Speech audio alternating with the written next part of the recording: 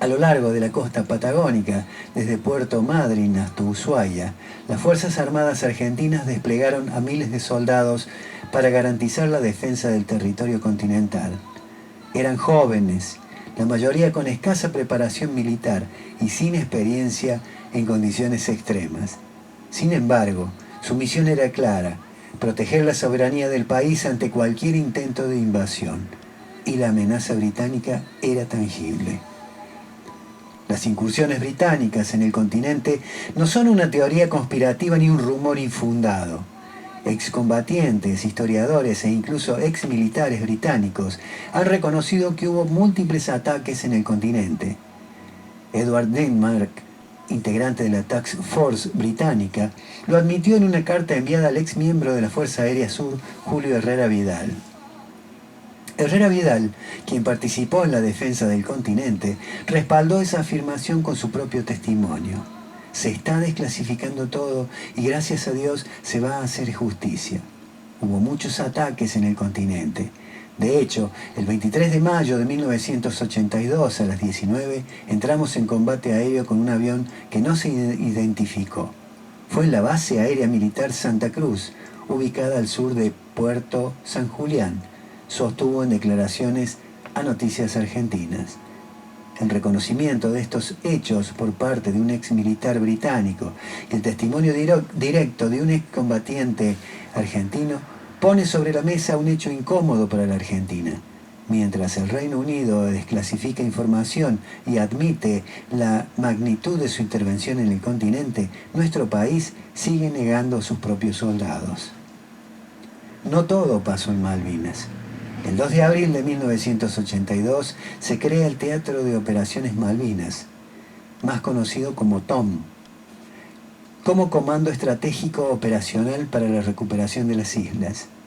El 7 de abril, las operaciones del Comando TOM se extienden a todos los espacios aéreos y marítimos del litoral atlántico argentino, creando el Teatro de Operaciones del Atlántico Sur, más conocido como TOAS, con unidades militares en la Patagonia Austral, en el sur del paralelo 42, donde se cumplían tareas de logística, comunicaciones, inteligencia, protección de la población civil y costera, transporte de víveres y se protegía la seguridad de las bases desde las que partían los aviones.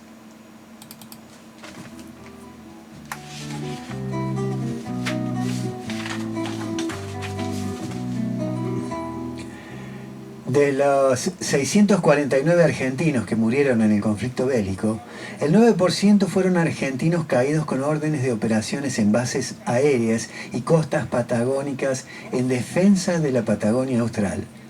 Estos son 39 pilotos de combate y tripulación abatidos en el aire en misión de combate que habían partido de las bases aéreas militares BAM y 17 caídos con órdenes de operaciones en las costas patagónicas.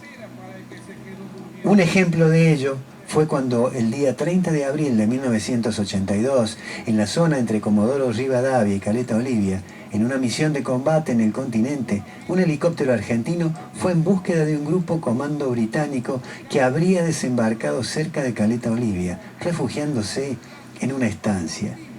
El helicóptero fue interceptado y murieron 10 argentinos. El 1 de mayo de 1982 se descubre ese grupo comando británico, 2 submarinos ingleses detectados en las cercanías de las costas patagónicas, en las cercanías a Caleta Olivia, con rumbo a Puerto Argentino. Da cuenta de las invasiones a la Patagonia en el libro histórico y el diario de guerra del Liceo Militar General Roca de Comodoro Rivadavia, que contiene documentación archivada por el coronel Fabián Brown, jefe del Servicio Histórico del Ejército.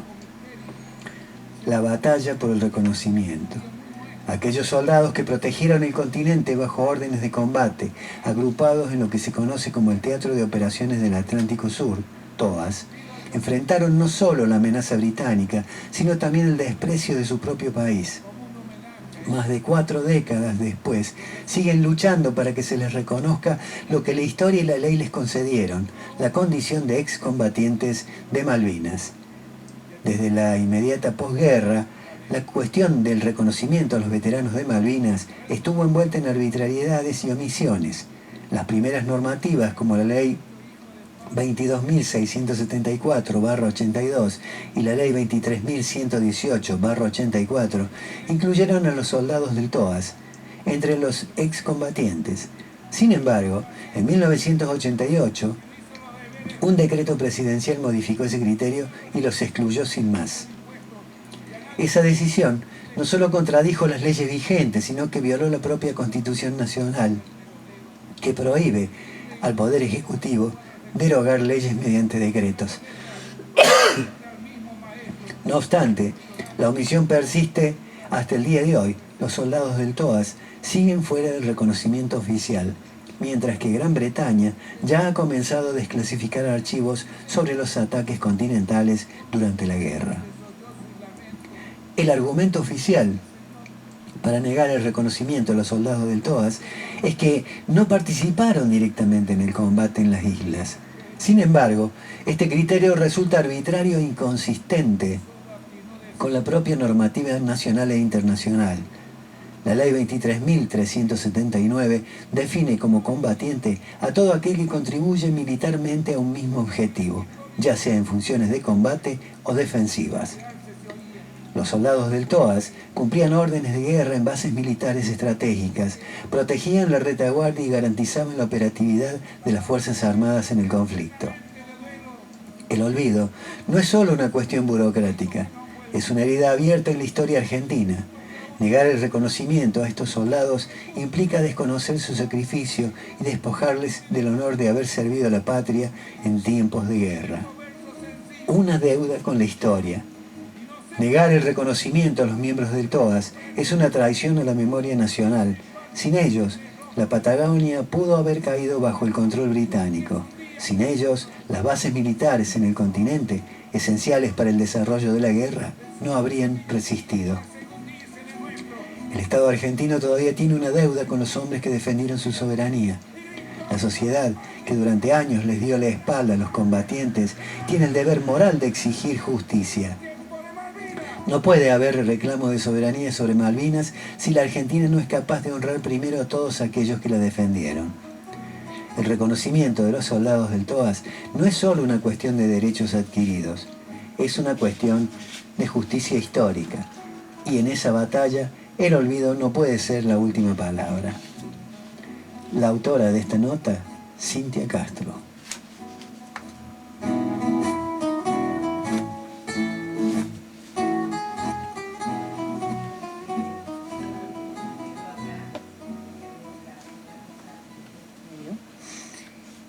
Sobre la concientización de Malvinas. Carrizo y sus compañeros del CECIM ven más de 4 décadas después una preocupación, entre comillas, el desconocimiento en las generaciones jóvenes. Chicos que tienen la misma edad que ellos cuando debieron partir a la guerra, que desconocen la historia. Lo charlamos y nos representa una preocupación, porque creo que en eso el aporte de la educación pública y privada en sus distintos niveles es fundamental.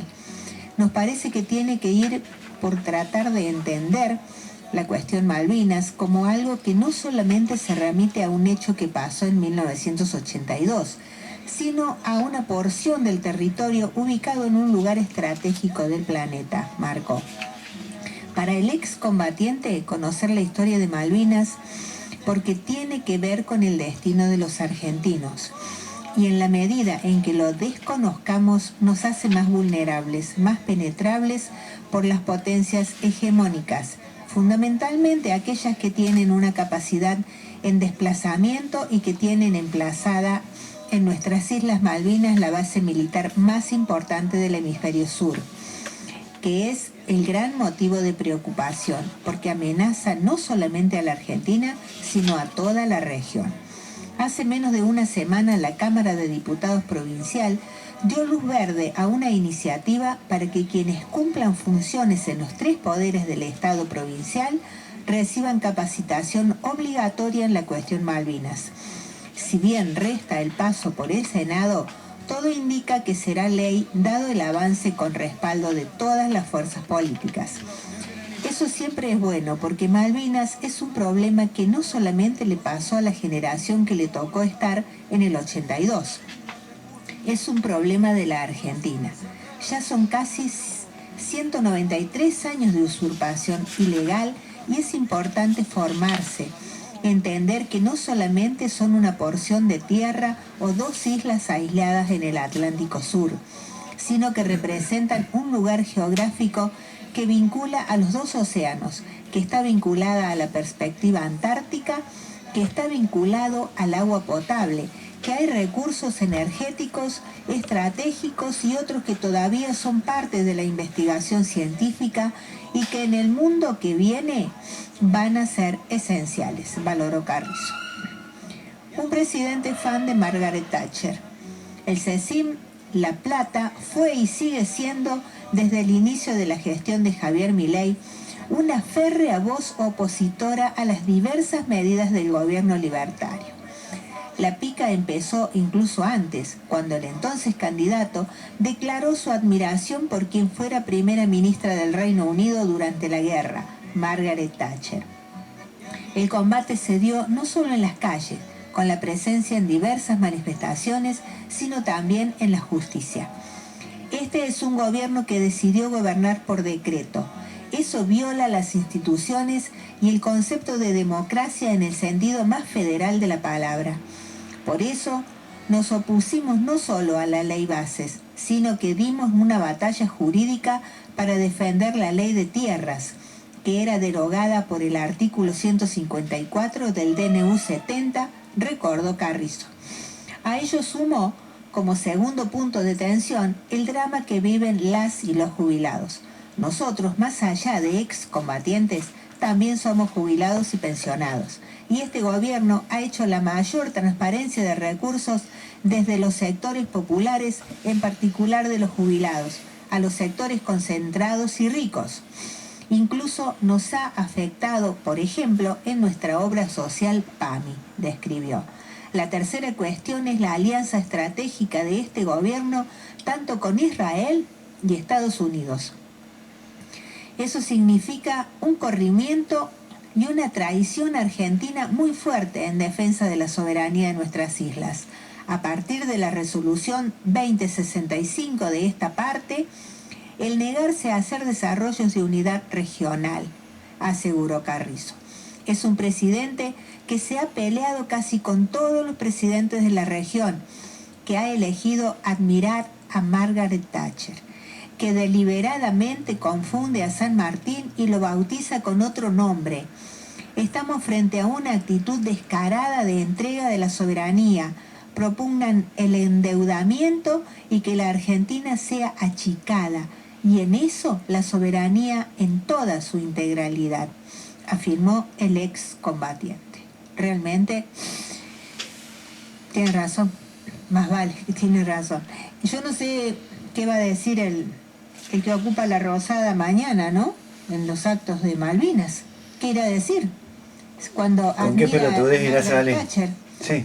Cuando admira la bandera inglesa. ¿Qué va a decir? La vergüenza nacional que le gusta la carne rosada. blanca. ¿Eh? Le gusta la carne blanca. Por Dios, da asco. Bueno, ¿con qué vamos? Bien. Vamos con actualidad. Sí. Veamos. Bueno, vamos a hablar un poquito. Algo que es muy importante es sobre los activos de ANSES. Sí. Caputo remata activos del ANSES y fondos fiduciarios para contener la corrida del dólar. Desesperado liquidó un fideicomiso para obras eléctricas y activos del ANSES. Se dispara el riesgo país. El dólar no se va a disparar de ninguna manera, afirmó Toto Caputo en una entrevista grabada emitida este domingo por la noche con la mala idea de anticipar a los mercados.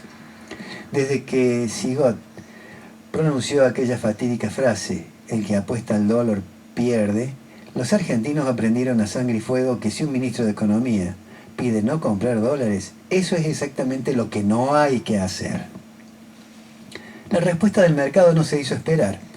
Apenas abrió la rueda, tanto el dólar MEP como el contado con liquid arrancaron con fuertes alzas, con operaciones que tocaron los 1.330 pesos, una suba del 10% en relación al último día hábil, y el riesgo país aceleró la escalada. Subió 7,65% en apenas unas horas, ubicándose en 863 puntos básicos.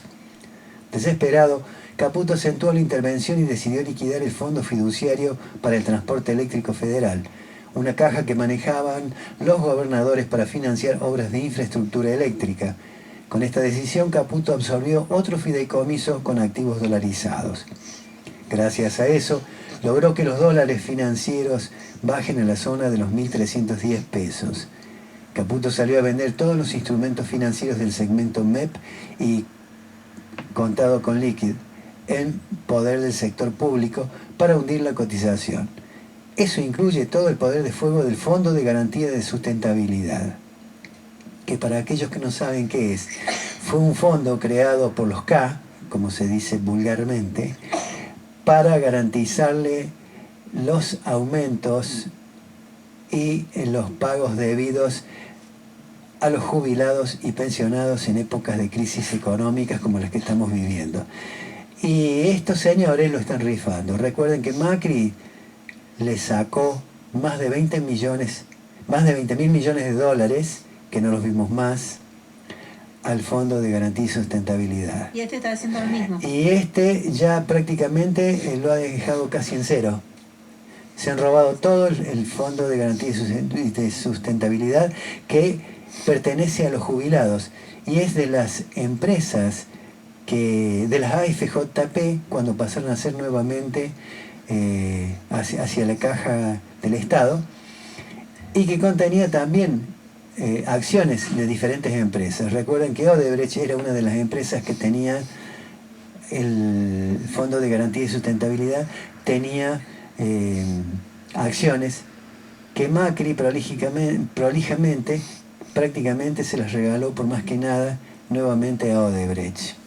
También tenía o tiene todavía acciones sobre el diario Clarín, sobre Techin y otras empresas. Y eso iba engordando el fondo mes a mes con las regalías que les daba de las acciones y también con el famoso plan Procrear, con el otro el Procreauto, con los créditos de ANSES que le daban a los jubilados. Sí, sí. Todo eso hacía de que ese fondo cada vez creciera más. Porque los préstamos que le daban a los jubilados, si bien era con un pequeño interés, pero ese interés servía para darle utilidad al FGS o Fondo de Garantía y Sustentabilidad. Cosa que este gobierno lo sacó, como sacó el Procrear, como sacó el Procreauto y otros sistemas que había que se manejaban con el Fondo de Garantía y Sustentabilidad.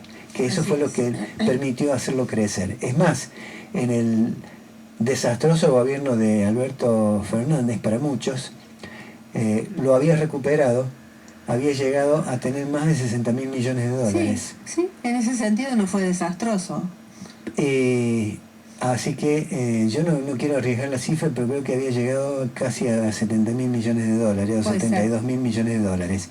Y ahora este gusano que tenemos en la presidencia, junto con sus delincuentes, con sus ladrones, lo están vaciando por completo para regalarles los dólares a sus amigos, a los empresarios y a los ricachones. Tengo algo acá de Gadban que habla justamente de eso. Sí, para después. Y también recursos de fondos fiduciarios específicos que fueron transferidos desde las distintas carteras a la órbita del Ministerio de Economía. Caputo salió a vender todos los instrumentos financieros del segmento MEP y contado con liquid en poder del sector público para hundir la cotización. El Fondo Fiduciario para el Transporte Eléctrico Federal fue creado en 1999. Está coordinado por un comité con presencia de todas las provincias y se constituye a partir de una cuota aparte por cada kilovatio que se consume en el país. Para disolverlo, el ministro de Economía apeló a un argumento remanido en la gestión libertaria: supuestas irregularidades.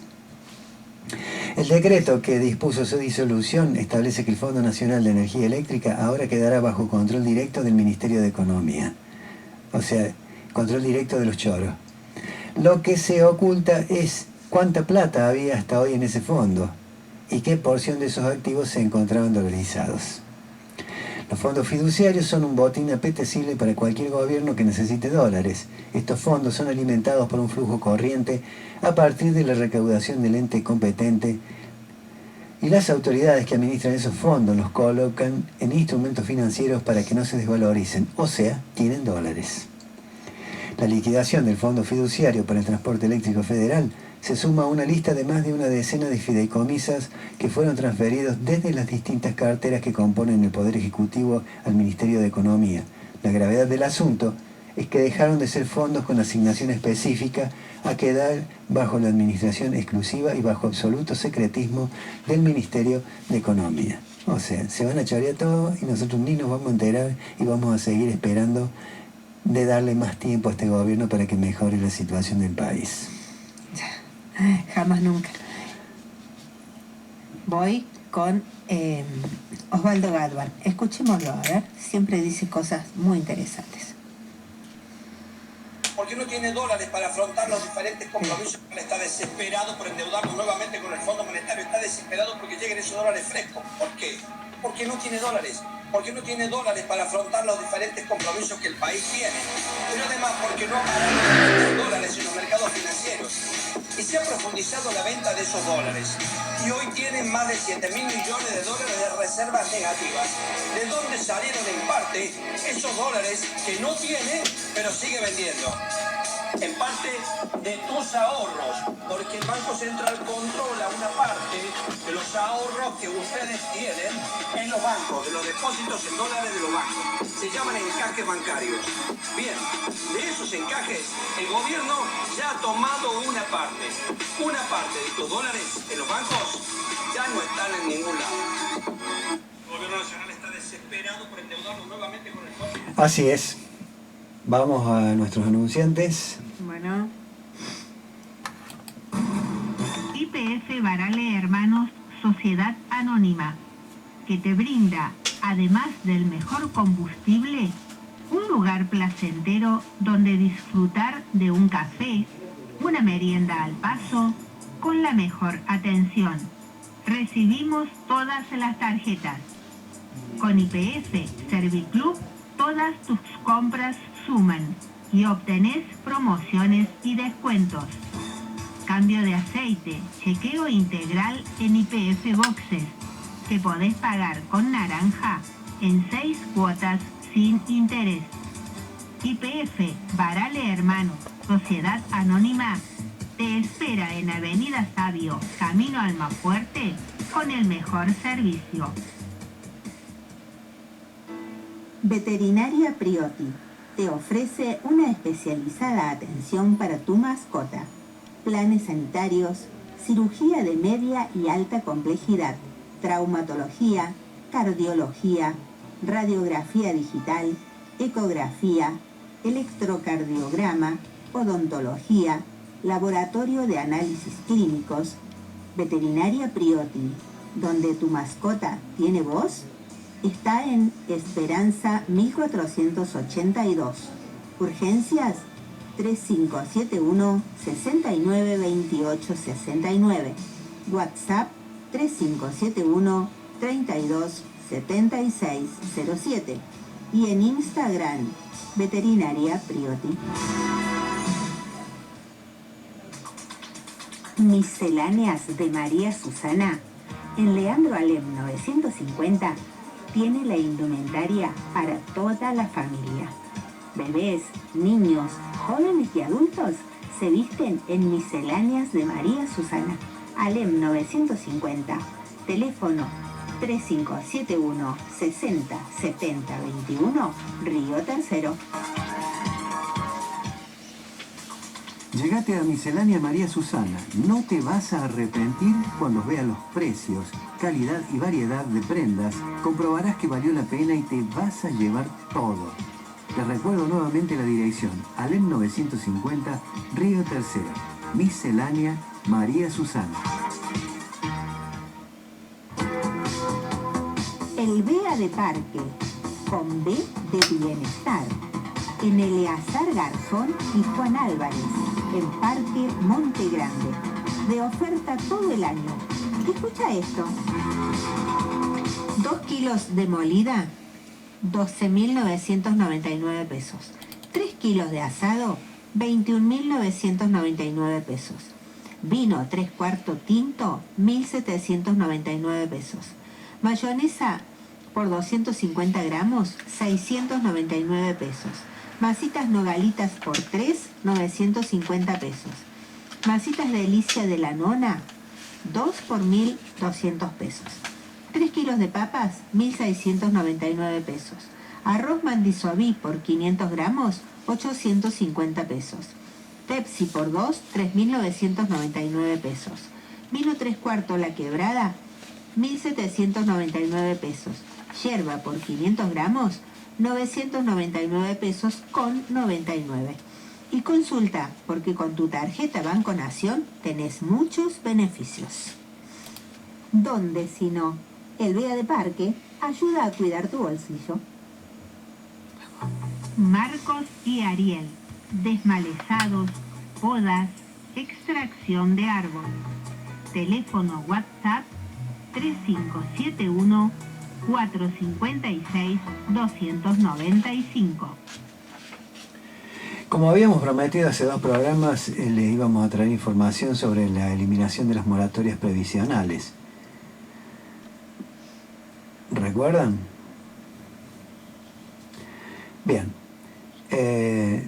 La eliminación de las moratorias previsionales y la imposición de la pensión universal para el adulto mayor, PUAM, como única alternativa para quienes no alcanzan los años de aporte, tiene profundas consecuencias en términos de desigualdad social, género y derechos humanos, y representa un cambio en la concebida concepción del Estado como garante del bienestar colectivo. Desde el paradigma de la construcción social de la realidad, esta política consolida una narrativa donde la vejez digna ya no es un derecho universal, sino un privilegio condicionado al desempeño en el mercado formal. Invisibiliza las causas estructurales de la informalidad laboral y responsabiliza individualmente a quienes no lograron cumplir los requisitos, reforzando estereotipos negativos sobre los adultos mayores y debilitando la percepción del Estado como protector social.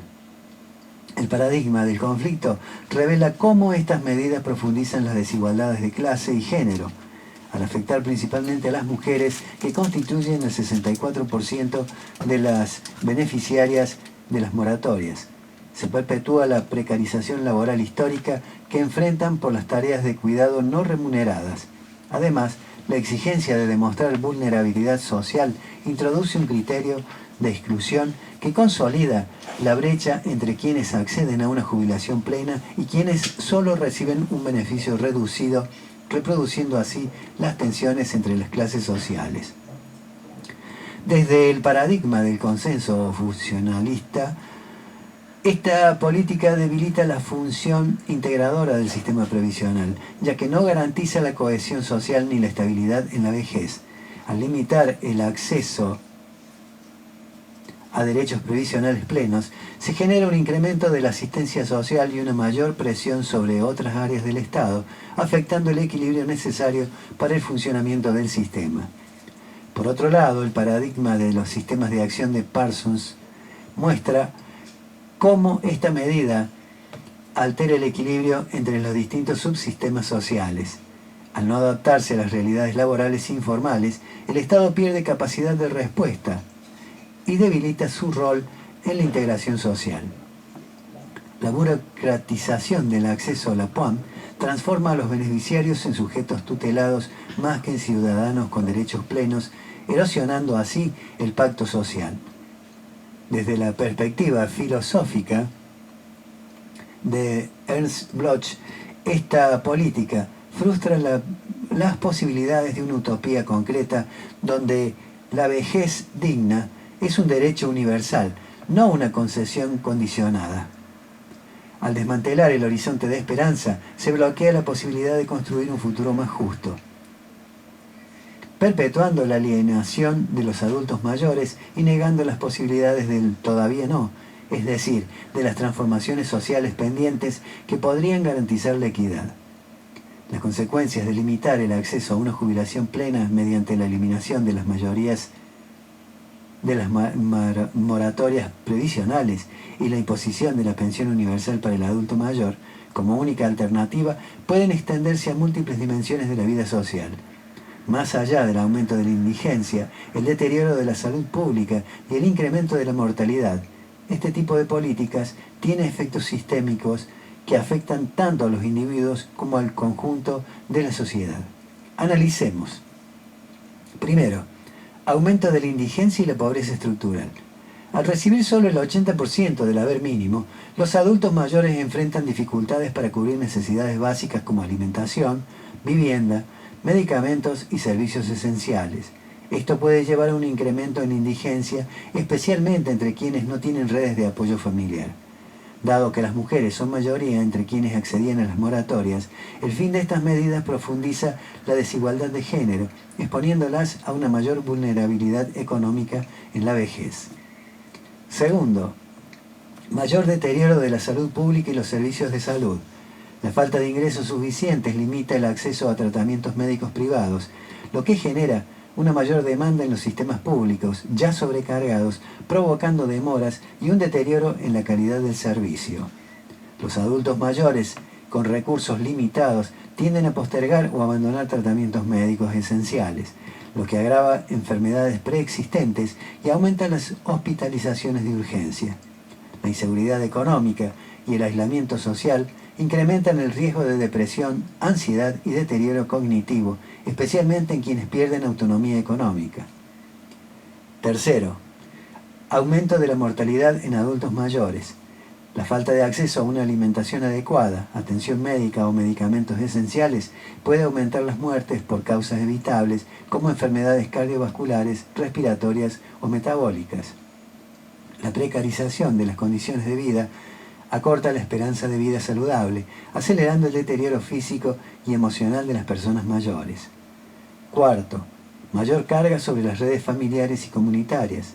Los familiares, especialmente hijos y nietos, deberán asumir los costos económicos de cuidado que el Estado deja de cubrir, generando